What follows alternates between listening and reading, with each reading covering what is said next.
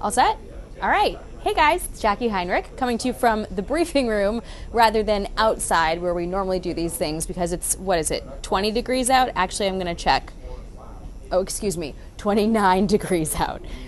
Cold enough to want to do this from inside. But we just came back in after talking to the president on his way out of town, and he told me as he was getting on board Marine One that Kristi Noem, his DHS secretary, is doing a great job, and she's got no plans to step down.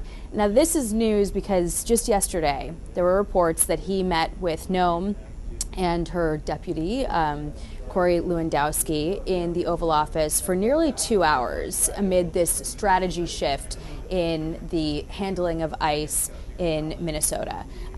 Today, we know that Tom Homan is on the ground in Minnesota. He's meeting with the Minneapolis mayor, Jacob Frey, and I think he's also set to meet with Tim Walz to try to effectuate this reset that the president put in motion with calls to those two Democrats yesterday, which came as a bit of a surprise given how he normally talks about those officials. But he said that the conversation that they had was respectful and that they were on the same page. Everyone's looking to basically turn down the temperature after the shooting of Alex Preddy this weekend.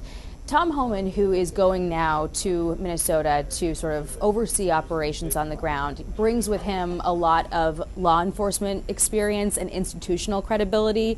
The White House press secretary yesterday in the briefing actually reminded folks that it was President Obama who gave Homan an award for his work doing deportations under the Obama presidency.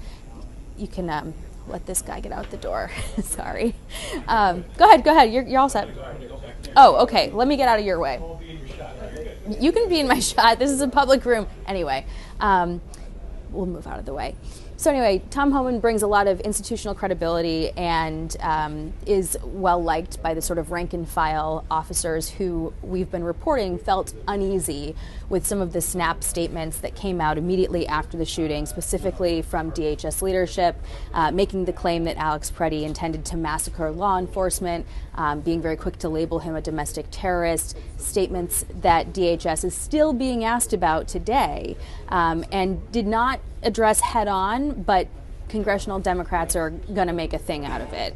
We've heard this afternoon from some congressional leaders like Hakeem Jeffries that they intend to impeach Kristi Noem if President Trump does not get rid of her. And from the conversation I just had with the president on the South Lawn, he has no plans to do that.